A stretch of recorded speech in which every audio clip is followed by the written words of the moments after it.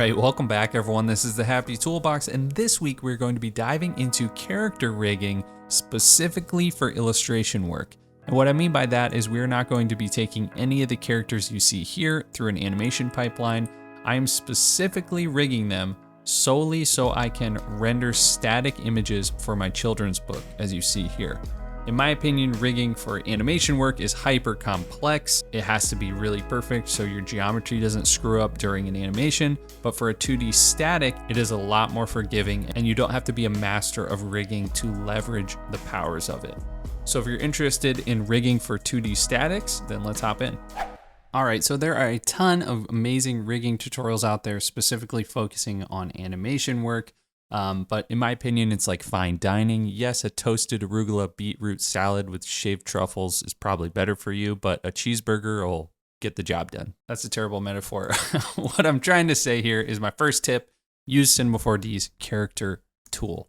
I was able to build this rig on my character in probably about 10 to 15 minutes. And, it's not perfect, but look, it works. I can move the character around. I have some control over him that I would not have if I was just trying to model this.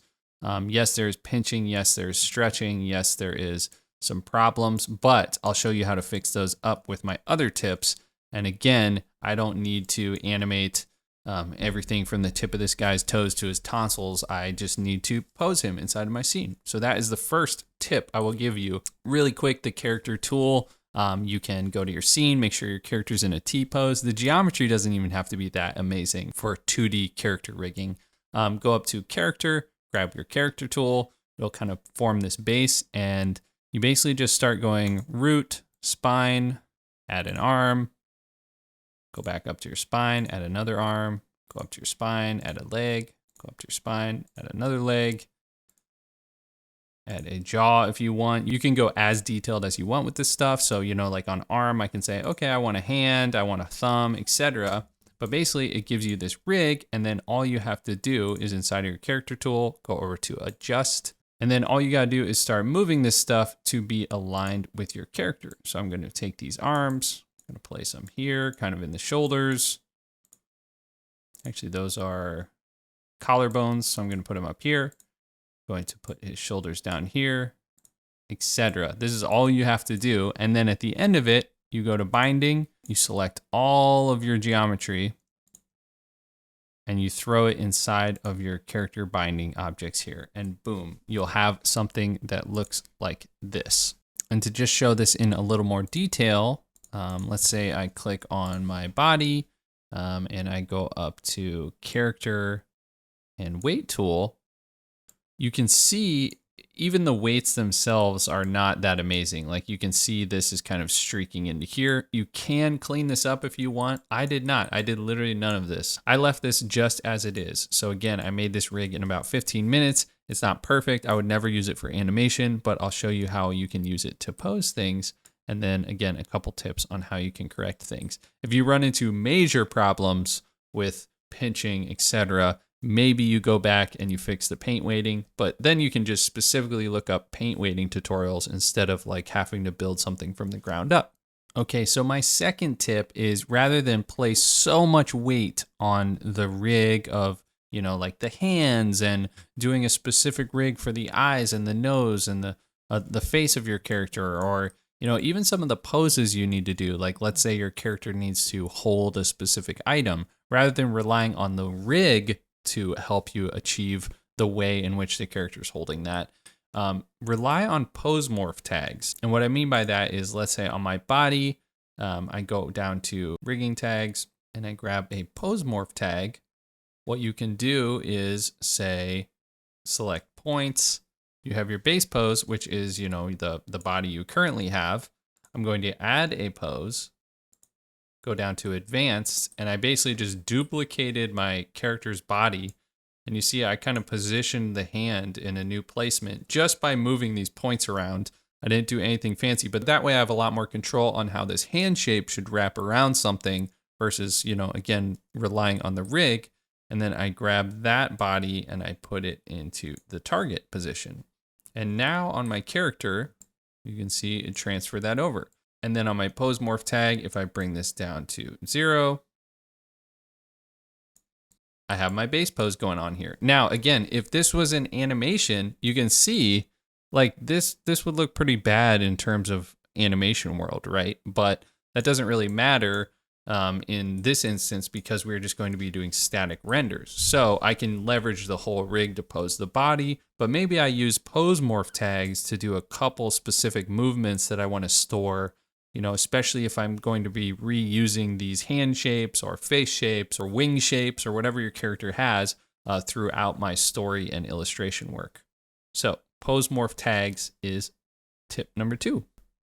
Okay, tip number 3, I feel like this is a big one. It's very useful, especially if your rig and paint weighting is not that good. So I'm back in my scene where I've actually laid things out. I use that rig to kind of position my character like this. And if I go out of my camera and more towards my character, I still have some problems going on here, you can see. But what I use to make it look even better than it was prior. So if I were to go into this character pose, I have something called a delta mush in here. So if I uncheck my delta mush, look how much worse this looks compared to when I have that delta mush. And what a delta mush does is it kind of tries to keep more so the original shape of the object and where those points were versus, you know, where the rig is taking that. So obviously because my rig is so bad and I didn't do any paint weighting to it, and this is what I was getting, like his shirt collar is popped up, his pants are poking through, etc. And so what I did is if you go into deformers, you can grab a delta mush, and I just stacked the delta mush inside my geometry. I have my character rig, I have the skinning that's happening based upon that character rig, and I just stacked the delta mush in there and turned it on and messed with the settings a little bit, and I got something like this. So it cleaned up the collar, cleaned up the hand a little bit. There's only a tiny piece poking through the pants, and then there is kind of the body shape poking through the shirt, but it's more of the base body shape that I can work with. So again, delta mush is tip number 3, and I think that is a really, really awesome one, especially for when you're in a pinch. So my 4th tip, this one is probably pretty straightforward to most of you, but again, what's great is I've gotten my character pretty far with a really junky rig. I've used pose morphs to do certain things. I've used delta mushes to do certain things. The other thing I'm going to do is just use bend deformers. So, you know, go inside of your deformer and grab a bend deformer. And what's great is I have this rig, it's all live, but I can still kind of stack in bend deformers to do certain things. And especially in a bend deformer, if you hit keep length, that really makes sure you're not doing any too insane amount of stretching. I'm actually pretty happy with the placement of this arm, but I'm just showing you what you can do here. You know, you can stack bend deformers with this rig. So for instance, let's say I want this sweet flipper going on here. But you get the point. You can stack bend deformers. I'm not going to go show you in depth how to use bend deformers. So that is tip number 4. And then my final tip for this scene is clean your model up. I mean, that's what's great about this whole system. We're not going to be animating this thing. So I took a junky rig, a pose morph tag, a delta mush, and some bend deformers and got this thing 90% of the way there. I'm really happy with how it looks.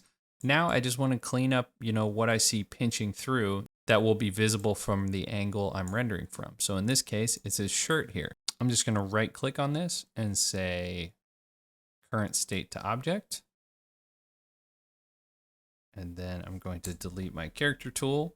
I'm going to delete my original base. And now I have my pose perfectly baked down into my 3D model, and I can do exactly what I know how to do really well, and that is 3D model. So if I go into point mode, you know, I can see his body. I'm going to highlight that.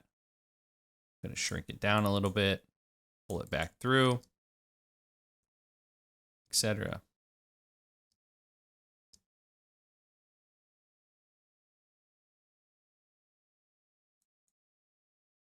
And boom, we have our perfectly posed character inside of this awesome 3D scene.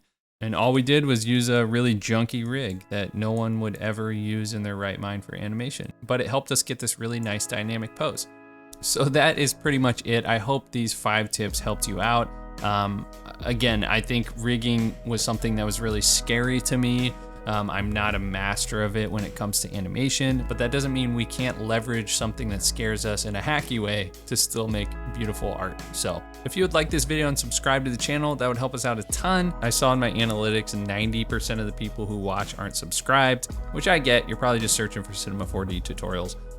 But it goes a long way.